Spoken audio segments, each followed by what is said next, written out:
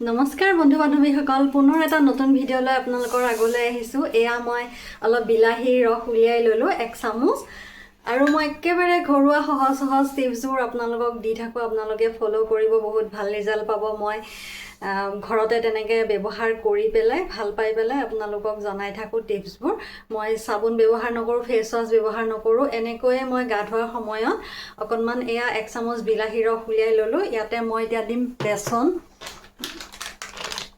বেচন, আৰু মই একেবাৰে পাকঘৰতে ব্যৱহাৰ হোৱা অতি কম খৰচতে যিখিনি মানে মুখৰ যতন ল'ব পাৰি সেইখিনি মই দেখুৱাই থাকোঁ।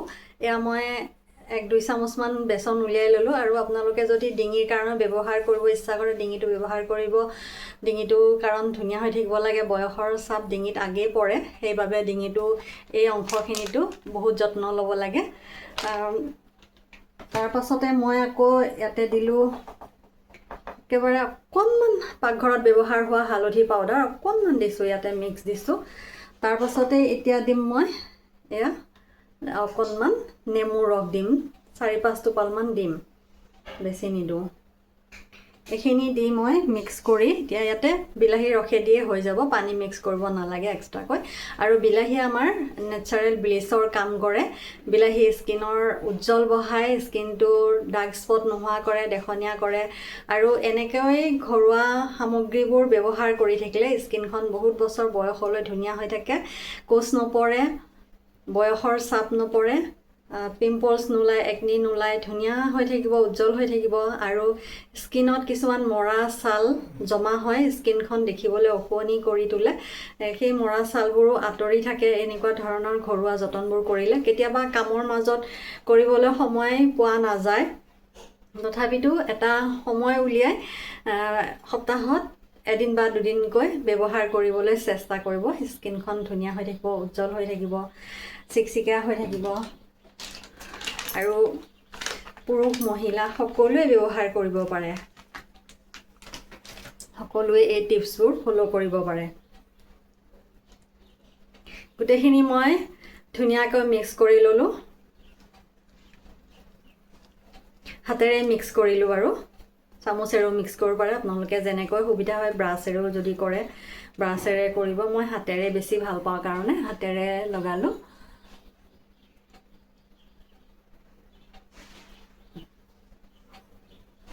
অকণমান ঘূৰাই লগাই দিলোঁ, ভিতৰত যদি লেতেৰা আছে ওলাই আহিব। আৰু ব্লিচটো মই ক'লোৱে নেচাৰেল ব্লিচৰ কাম কৰে, উজ্জ্বল বঢ়ায়। আৰু বজাৰৰ পৰা যিবোৰ আমি ব্লিচ কিনি পেলাই বহুতে ব্যৱহাৰ কৰে, সেইটোৱে কিন্তু স্কিনখনৰ বহুত ক্ষতি কৰে, সেইটো ব্যৱহাৰ নকৰিব। মই বহুত মানুহ দেখা পাইছোঁ স্কিনখন পাতলা কৰি পেলাই আৰু ৰঙা কৰি পেলাই, একদম স্কিনখন মানে থ্ৰেডিং কৰিলেও কেতিয়াবা ছালটো উঠি এৰি গুচি আহে, ৰঙা পৰি আহে, তেনেকুৱা হয়। ব্লিচ সেইকাৰণে একেবাৰে ব্যৱহাৰ নকৰিব, বহুত বেয়া কৰি পেলাই স্কিনখন। বিলাহীয়ে ব্যৱহাৰ কৰিব, তাৰ সলনি বিলাহীয়ে একো ক্ষতি নকৰে, ঘৰুৱা বস্তুবোৰে।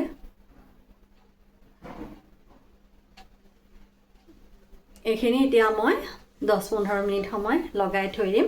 তাৰ পাছত ঠাণ্ডা পানীৰে ধুনীয়াকৈ ধুই আহিম। তাৰ পাছত দেখুৱাই আছোঁ আপোনালোকক। মুখখন ধুই আহিলোঁ,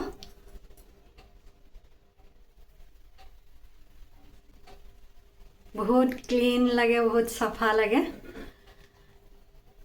আপোনালোকেও তেনেকৈ ব্যৱহাৰ কৰি চাব। আৰু ব্যৱহাৰ কৰাৰ আগত হাতখন চাব ভালদৰে, আপোনালোকৰ হাতখন ধুনীয়াকৈ ধুই চাফা কৰি ল'ব। কেতিয়াবা কিবা খাওঁতে তেল লাগি থাকে, লেতেৰা কিবা লাগি থাকে, সেইবোৰ ধুই চাফ চিকুণ কৰি ল'ব। আৰু আজিলৈ ভিডিঅ'টো ইমানেই আছিলে। ভাল লাগিলে লাইক কমেণ্ট কৰিব, ছাবস্ক্ৰাইব কৰিবলৈ নাপাহৰিব। ভিডিঅ'টো ইমান সময় চাই থকাৰ বাবে আপোনালোকক বহুত ধন্যবাদ জনাইছোঁ।